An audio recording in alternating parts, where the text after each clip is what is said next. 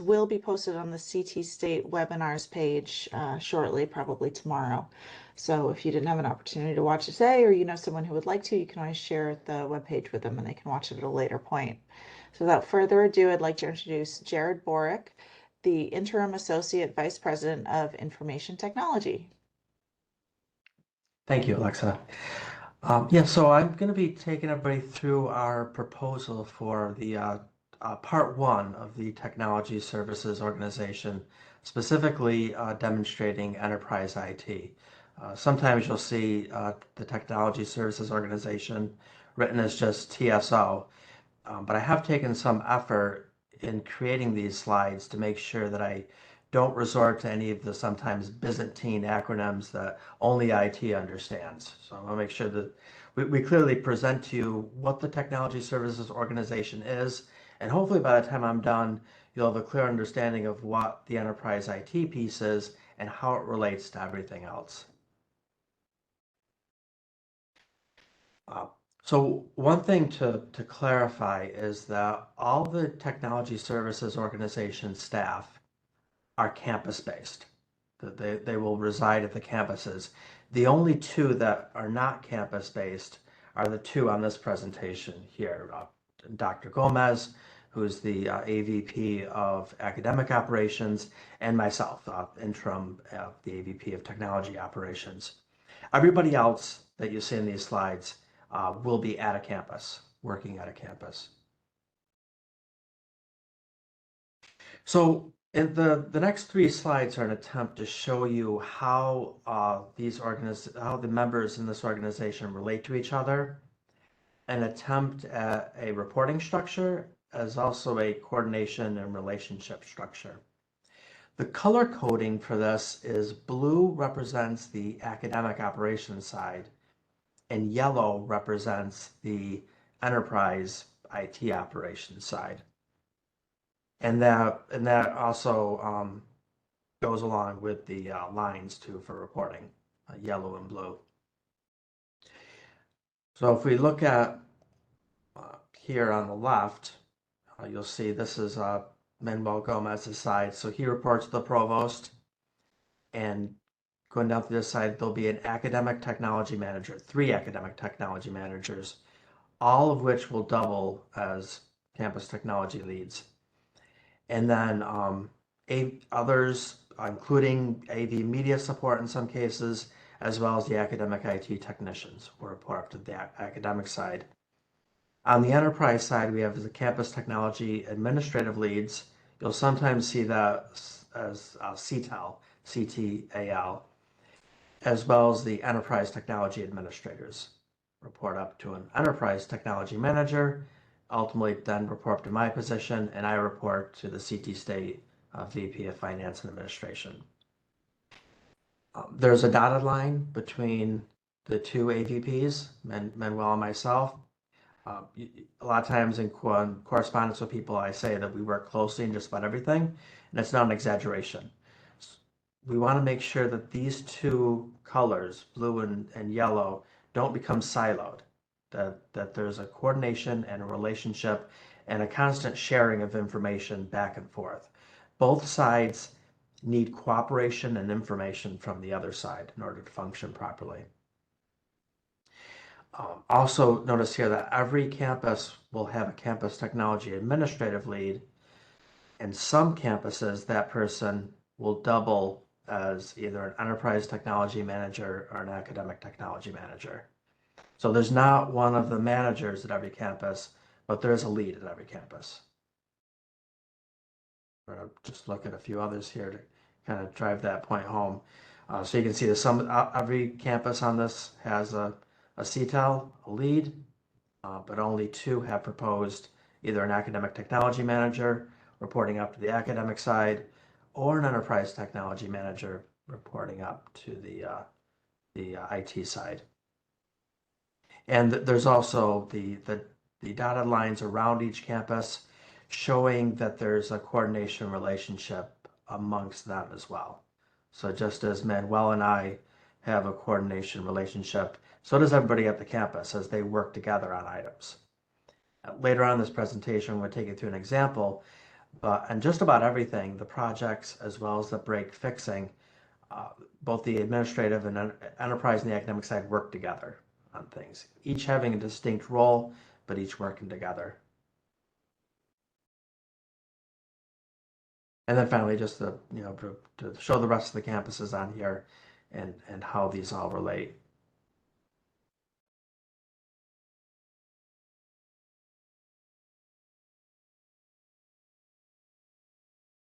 So now I'm going to take you through an example of a student support ticket. So we can see one example of how these two sides work together in order to solve problems.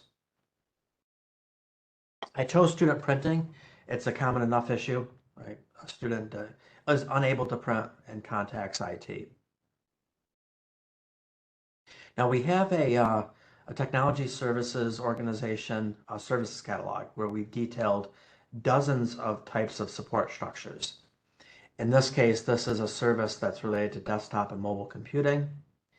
And then if we enlarge the second part here, this is your first indication of that separation of academic and enterprise, where here we have printing and related services and the academic side support, which sometimes some people think of it as this is your front end support or this is your student facing support, right? So they're gonna look at things like providing the equipment, break fix request, installation, plugging it in. Is it on? Is it working? Are the lights flashing properly?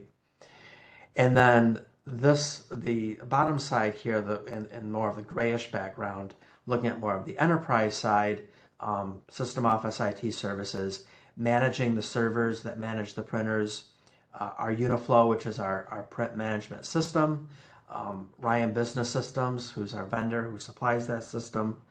Now more toward the enterprise side, more looking at the scope of service, um, including the purchasing, consultation, inventory management, and all that. So how does a student get support from IT? There's really three vectors that a student can contact and get IT support. The first two are the common ones people think of. You walk into IT, right? It's 2 o'clock in the afternoon, you can't print in the library. You go downstairs and you walk into the IT lab and you tell the person at the desk, I can't print. Or you call on the phone, right? Most campuses have a published number for their service desk. So you call the phone and somebody on the campus service team answers that call. The third way is you get there through a service desk ticket. Faculty and staff might make a direct ticket. Students might get escalated on a ticket to get to the support desk. But that's the third way in which we find out a student needs help, right? We get that service desk ticket. Unbeknownst to a lot of people, there's always going to be a service ticket.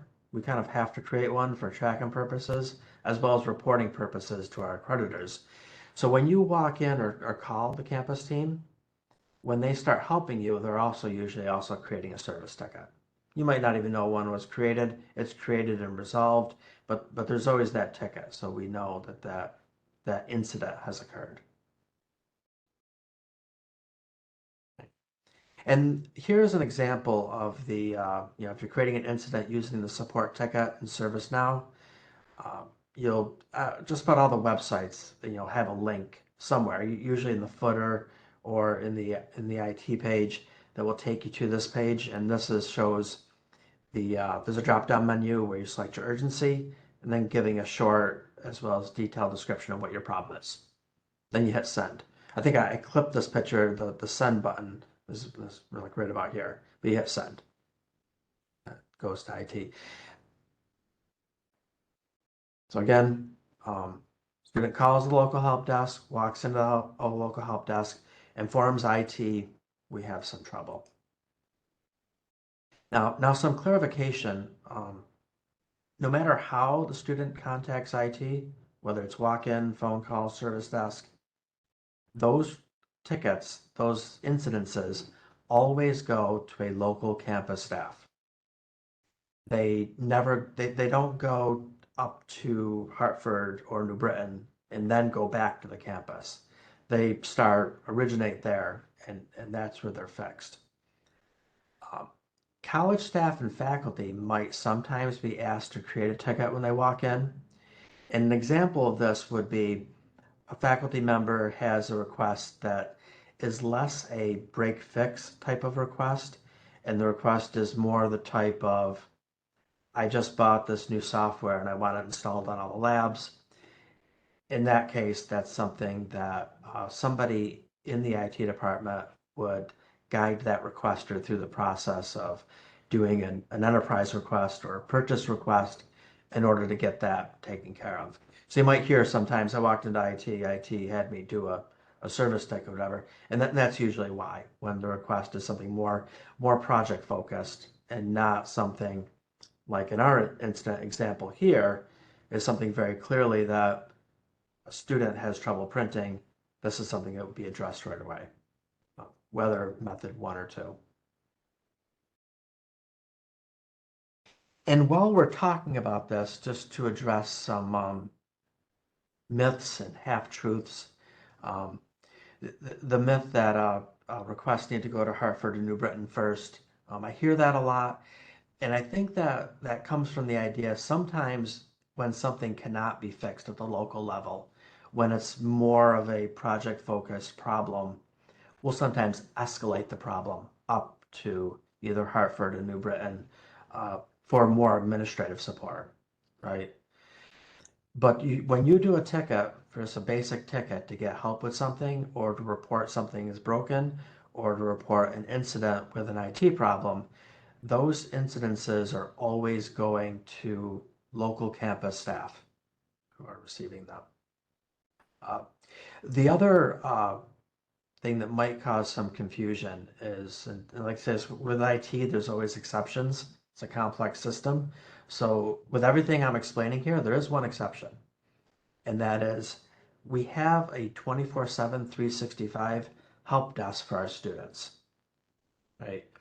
So you'll hear this sometimes say, well, I went to the help desk and I was told to call the help desk. That doesn't make any sense, right? But what we have is we have this service that's available to students all around the year. They could call Christmas morning and they're available to help. They're able to help all day and they're able to help every day. So if it's Friday night at 8 p.m. and you're working with a student who has trouble accessing their email, for instance, you wouldn't tell them to wait till Monday to talk to somebody on the campus in IT. Instead, you would direct them to this 24/7 hotline. So that's sometimes why you'll hear that the students were directed to this help desk. It's also something that if students just need a password reset, they can get it right away. Right? First week of classes, you have a whole line of people, which is not uncommon, have a whole line of people at the help desk waiting to get a password reset. Sometimes I just tell them, if you don't want to wait, you have this hotline you can call 24/7. You can call them right now from your cell phone or tonight, because we know that students need support all the time, all year round, all times of day, all days of the week. And so we have this service for them. So even when IT is not in session, or even when the campus is closed, they have this. And finally, it is also a myth that so far no computer viruses have spread to humans, thankfully. So back to our example now. Student cannot print, contacts IT. What happens next? So here we have in our technology services organization the tiers of support. And this is where academics and enterprise work with each other and also work with the system office to provide fixes. I'm going to go over these tiers in more detail. Tier 0 it's here for reference purposes only, but the tier 0 would actually be support you're able to provide for yourself. So that would occur in place of or before you contacted the help desk. But we're in the process of documenting our services and procedures and putting them all in one place for everybody. So if you have an issue with printing, you hopefully You go on to ServiceNow, you type the word print, and it will come up with all sorts of help items. So you might realize that I'm trying to print a picture via email and it's not printing. The reason why is because I have to save it as a PDF in order to print it remotely. So that's the tier 0. That's there. But the other tiers that would occur after a help desk ticket is done is you have your tier 1A, and the A stands for academic support. So this is, Dr. Gomez's side. Tier 2A, which is also academic support, more in-depth academic support. So your tier 1A probably is your student workers, your academic tech 1s.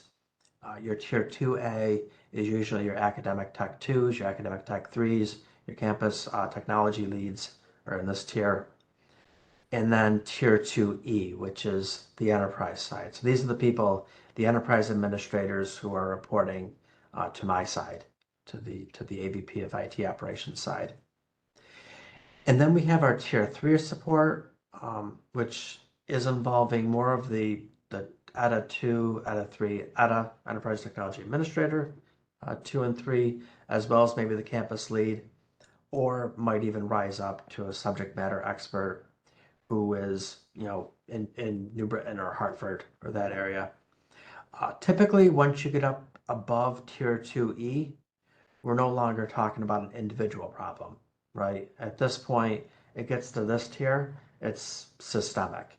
You've got a whole building or a whole suite that had the problem, a whole campus, or maybe even you have a system-wide outage if it gets to this tier. And then ultimately tier 4 support, which is where we're looking for outsourcing it. Right? Then we're calling in the vendor, or we're going to the system office. Tier 4 is probably now we're pulling in people that aren't IT at tier 4. We're pulling in VPs and the CIO and maybe even the CEOs at this stage. So looking at these more in-depthly, again, your tier 0, you have problems related to printing, you go to ServiceNow, and before you even submit a ticket, you find your problem. It's in the documentation, right? Oh, I was trying to print a JPEG. I can't print from email on a JPEG. I have to save it as a PDF. Now it prints. But if it doesn't, you walk into IT, you say, I can't print. A student worker who's at the desk verifies some of the first line of that support. They'll look at to see, is the printer on, right? Are you printing to the right place? Are you trying to, print a PDF from your computer? You're properly pointed to the right printer. They'll look at the printer. Is there a printer jam? Things like that. None of those things are the case. Academic Tech 2 or Tech 3 is going to look more in depth. This is the tier that has elevated access to systems that somebody on the tier 1 side might not have. So on tier 2, they can now log into the servers and see maybe the printer queue needs to be cleared. Or maybe you've reached your budget for the month. You've already printed 420 pages that month. You've reached your budget. So this tier can increase that budget. Maybe double it for you. So now you can print again. But if that doesn't work, none of those things are the problem, then we're probably leaving the academic side of support and we're now looking at the enterprise side of support. So the tier 2 enterprise or tier 3. In tier 2 enterprise, the enterprise technology administrator has access to more sensitive systems, can now look at things like, is this a network problem? Has the printer fallen off the network? Does the server itself need to be rebooted? Is it not communicating with the main RPS print server in Hartford? And it might even escalate up to the tier 3, which is usually people they're the people who you don't see a whole lot. They're working on projects usually. But in this case, they get brought in at this stage because this is no longer a break-fix issue. This has a deeper impact. Like I say, at tier 3, it's probably not one person that can't print. You probably have an entire floor or entire building that can't print. So at this tier, they'll take a look. Perhaps there's a problem with the Active Directory that adds the accounts to the print server. Maybe there's a firewall configuration. Last night the firewall was updated, so a new configuration is now blocking all printing from occurring. It might be system-wide problem, that we've got to go through and bring in others as subject matter experts who can take a look at the configuration on the firewall. And like I say, at that tier, others are getting involved at that point. I'm getting calls in New Britain and hearing nobody can print at any of the campuses, right? Operations have come to a stop, so we pulled in the subject matter experts. Why am I not going to discuss tier 4? Because once you get to tier 4, you're leaving campus IT, right? So you're leaving the areas that Manuel and I will look for. You're no longer in the TSO. You're no longer in the technology services organization. Now you've gone to the outsourced services. So now definitely the CIO is involved. The CIO has called the president of Ryan Business Systems and told them that the service you provide us has completely dropped. Nobody can print, so we need it fixed right away, type of thing. But not outside of the scope of this conversation completely, though, which is why we're not getting into this side of it.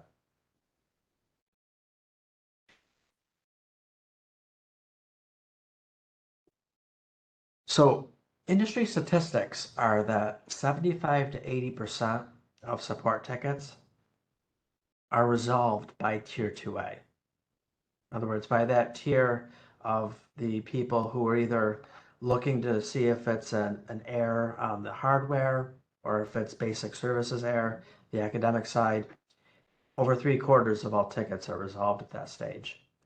So the enterprise side, their primary role is not in break fixing. They get called in when there's a substantial issue and we need subject matter experts. And that might take priority at that time. Certainly if all printing goes down, that becomes a priority. But the majority of their day and their work is not involved in break fixing, which is why this is kind of the invisible side of IT, or what they often call the back office side of IT. Academics is working with, you see them all the time, students, faculty, and staff, but you don't necessarily see them, the enterprise IT, are not really sure what they're working on. So we're going to take a look here at what are they working on? When they're in the back room doing backroom functions, what are they working on? Their primary role is in this delivery of services. So you have things like security controls, which is configuring and managing our endpoint security, everything from the firewall down to the antivirus that's running on the endpoint on the laptops and desktops. They're looking at things like disaster recovery and emergency response, not only coming up with the policies and procedures for those things, but also doing testing to see if is the disaster recovery that we have, is it functioning? Is it working properly? They're involved in network architecture, architecting the network, but also implementing that architecture. So installing new servers, making sure that the enterprise updates aren't breaking systems. So before that new update comes out for, say, Windows 10, they tell the academic side, don't install the update yet. First, we're going to go and test it. We're going to make sure that it doesn't break our CAD programs or the programs that the English department uses. We want to make sure that it doesn't interrupt the software our math department depends on. So they're doing all that network architecture work. Virtualization, the buzzword for the 2020s, but actively working on, we'll take a look at some specific projects for this, but actively working on virtualizing our environment, and also utilizing some of the cloud structures, which we're pursuing. And then just in general, the project services. So a lot of times those are the types of things they're working on. If they're not being called on an emergency, like the whole printer system has gone down, they're managing these project services.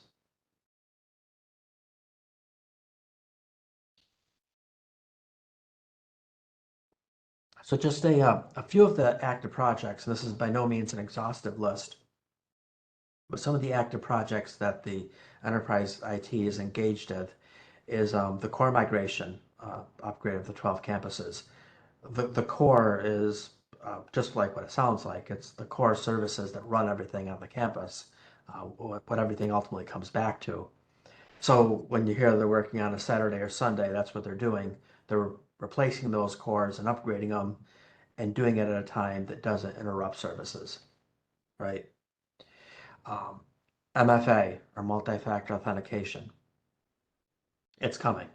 So it's for faculty and staff, and for select group of students, we will soon have a requirement that you'll have to um, have a second tier of authenticating after you put in your password. Similar to just about everything else out there, like your iCloud email and your Microsoft account, your Amazon account, your bank accounts. You'll have that multi-factor authentication requirement. There's the DIM project, the Desktop Imaging and Management, which will, the goal is that is to provide a standard software image across the system so that when you pick up a laptop at Naugatuck Valley, that laptop will look, feel, and function exactly the same as the laptop that you got from Quinnebog Valley at its base. And then you can take those laptops and you can customize the functionality that you need for that department, but at their base, they will be the same. They have the same look and feel. So we're currently engaged in that. It will also make it possible that we can mass image products. If we buy 1,000 laptops throughout the system, we can image all 1,000 laptops and then quickly get them deployed to the locations where they need to be. The SVI, which is Server Virtualization Infrastructure, we're currently working on centralizing servers for management and cost effectiveness. So right now, our licensed servers, for instance, if you have a licensed server for a CAD program, we're running 12 of them. We're looking at the possibility of, if not centralizing all 12 into one, at least centralizing them to fewer, maybe 3 to cover all 12 campuses.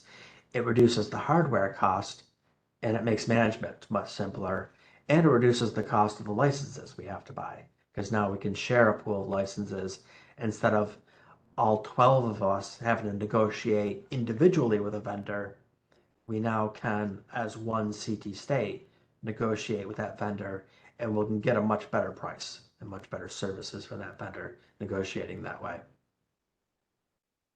And then the final project that I have just talked about is the VDI, which is the virtual desktop infrastructure. We currently have that in some places. Manchester, Gateway Community College have a VDI deployment, and we're working on shoring those up as well as being able to better deliver those services out to students, faculty, and staff. Like I say, not an exhaustive list by any means, but it shows you some of the active projects. So when they're not working on break fixes, this is what the back office functions that enterprise IT is doing. And then one of the final slides here, I wanted to show kind of the example of the enterprise network and how it shared technology services and how this all works with the organization. So as I said before, you see the dotted square here. This encompasses the CT State TSO, the Technology Service Organization. Outside of here, we have the outsourcing, right? So this is beyond the scope of our presentation, but here we have the fulfillment, the campus academic technology, which is the group that reports up to Manuel's side, and we have the enterprise shared technology services, which is the group that reports up to the AVP of Technology Operations. So if we look at this as to how this information, knowledge, and services flows back and forth, from outside of the TSO, we have the sourcing, right? We, just like at home, you pay someone to provide you an internet service provider to provide you with the internet, we're getting this sourced to us from the system office. So we have the CEN connection coming to us, but just in its raw form, it isn't very useful, right? So you have the technology services jurisdiction of delivery, which is the enterprise side. They're the ones that take that that raw CN fiber connection. They make sure that the core is installed, the servers are installed, everything is updated. They make sure it's secure and safe. So when you log in, your information is protected.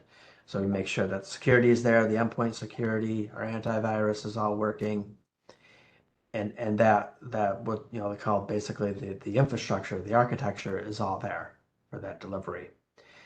And then in fulfillment, the academic techs make sure that there's wireless access points where there need to be wireless access points, that your accounts work, that you can log in, that your password works.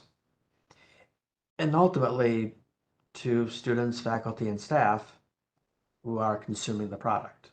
Right? So you're using the network. And we looked at the flow from sourcing down to students and faculty, but going the other way, students and faculty might say, what you're providing us doesn't work, right? We have a wireless access here, but there's no wireless access in this corner of the library. And we can't do everything we need to do because of that. So it might be as simple as of a fix as an academic tech coming and hanging a new access point, and now you have coverage in that area. But let's say that doesn't work. So it goes to the enterprise side to say, okay, you didn't architect out this correctly. We have the correct number of access points, but we still don't have full coverage for wireless access, and our students and faculty need that. So now it comes to the side that are going to architect that out. Say, okay, what did we do wrong here? What's the break here, and how can we fix that? And the fix might not be here; it might be all the way back to the source, it might be all the way back to the vendor. But in many cases, it's the delivery the enterprise side can fix to make sure that ultimately students, faculty, and staff can do what they have to do. Because ultimately, that's the reason why we're here. And with that, that concludes my presentation. All right. We have several questions. And so the first one is, how does the ServiceNow request identify which campus to send the request to when the student might be enrolled in multiple campuses?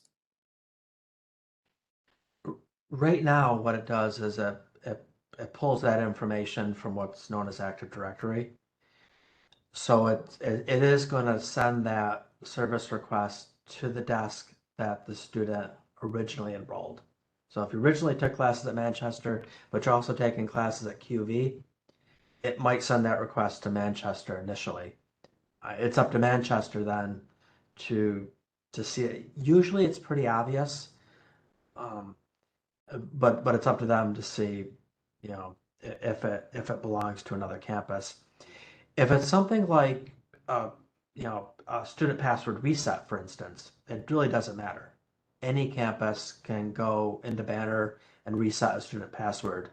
Doesn't matter where the student is homed.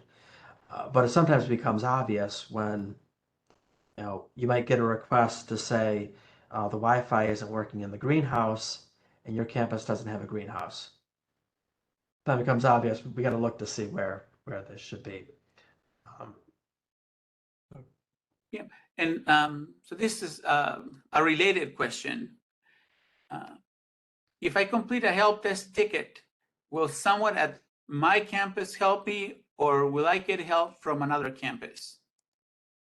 That kind of depends. Like I say, if just a password reset, you might get help from another campus, but it should be somebody from the campus where you need the assistance. Should be the one reaching out to you. And if you call the 24/7 line, we've trained them to ask the caller, where you're currently at, to not rely on the automated system to tell them, but to tell them to ask the caller, what campus are you calling from? And regarding originations of help desk tickets, what about tickets originating via Blackboard help desk for students and faculty? Is this another method for generating tickets? Yes. So that's kind of another vector. And I didn't get into it too much besides covering the 24/7 line for students. but it could be faculty as well if they're using the Blackboard help desk. So what will happen is if they contact the Blackboard help desk for something, and let's just assume for this example, it's not something that Blackboard help desk can assist them with. They should ask the caller what campus they're calling from, and then they escalate that ticket back to the campus. So ultimately it does get there, but it's taking a couple hops in the process of getting there instead of going directly there. But it does come all types of day or night. So if you call the help desk at Blackboard help desk at 2 in the morning, it will route that ticket to the campus at 2 in the morning. There might not be anybody at the campus until 8 a.m. in the morning, but you don't have to wait, for instance, for the Blackboard help desk for the next business day. It uses a follow the sun model. So who you talk to and where that person you talk to is located depends on when you call. If you call the help desk right now at 2 p.m. Eastern Standard Time, you might talk to somebody in Connecticut. If you call at 2 a.m., you might talk to somebody who's on the other side of the world. But they're always working, so we always get those tickets. How long does it take for a help desk ticket to be resolved? That's the answer to that's more difficult than I initially thought, because I wanted to actually show that in the presentation. But the reason why that's difficult to get at is because if you remember when I talked about how whether students walk in or call, the help desk ticket is created regardless, that kind of skews things because student comes in to get a password reset. I sit down with them for 15 minutes, say, and go over the process, reset their password with them. They leave, then I log in and I create the ticket and resolve it. So that ticket was active for 0.5 seconds, right? But that's not really an accurate representation of how long it took to resolve the problem. It took about 15 minutes. So getting to that data, the way our current structure is actually quite difficult. Add to that, sometimes people will use our help desk for projects. So I have a request in for a project that's taken 6 months. So that skews things in the other direction. So unfortunately, I don't have a good answer for how long does it take. Now, depending on the nature of the issue needing assistance. And then the final question: in providing services solutions, how are costs being paid? How is it determined if it's a campus cost or a system cost? I don't think that's been completely worked out yet. So I don't really know. Right now, the budgets are still at the campuses, so I'm not really sure how that's going to work. And it probably won't be the AVPs who are making that decision. I would think that would be a decision by the VP of Finance, who will work with the campuses, obviously, to come up with that decision, but I don't think it'll involve the AVPs. And when we're talking about help desk ticket or solutions being addressed at the campus level, those are, as we mentioned earlier, all of those staff persons are on the campus and are associated with the operating budget for that campus. On the enterprise side, we may have enterprise technology managers across all of the campuses, and they're subject matter experts in particular areas. And so in those instances, they may be helping resolve an issue on a different campus if their subject matter expertise requires that support. However, that doesn't necessarily result in a charge associated with that support to that particular campus. Right. And when will this new organizational structure become active? After this, this is part of the process for the activation implementation. So after this, we engage in impact bargaining with HR, finance, and the unions. So however long that process takes, that's the final step. And here's a second question that just came up after I said this is the last question. So we're generating a lot of interest now. Can IT persons be, well, I'll change the context of this question. Can an IT person be double loved as a campus and an enterprise representative? It kind of dual role, you mean, as working both campus and well, your CTELs are. I mean, your campus technology administrative lead is somebody who has to negotiate both sides of that, right? Because they're responsible for the day-to-day operations of both the academic technicians as well as the enterprise administrators. But as far as enterprise administrators and academic techs, those will be clearly defined as to what role they are. I don't envision somebody being both. Yeah. And as it regards the subject matter expertise of those enterprise administrators, they're there to serve the whole 12 colleges, but they reside at one of your campuses, at one of the 12. So within that context, they do wear a double hat in that they support system-wide or the 12 colleges, city, state, but they are on a particular campus and maybe on the day-to-day focus on issues connected with that particular campus. So they may wear a couple of hats for a particular campus or within the structure, my apologies. And those were all the questions that we had. All right. Well, thank you both for coming out and shedding light on this. And I'll just say one more time, this was recorded. It will be posted. Hopefully Dr. Borek can share his slides with us and we'll also get those posted up. And thank you very much. Hope you all have a wonderful afternoon. Thank you. Thanks everyone for taking the time to visit with us. Have a great evening. Bye-bye.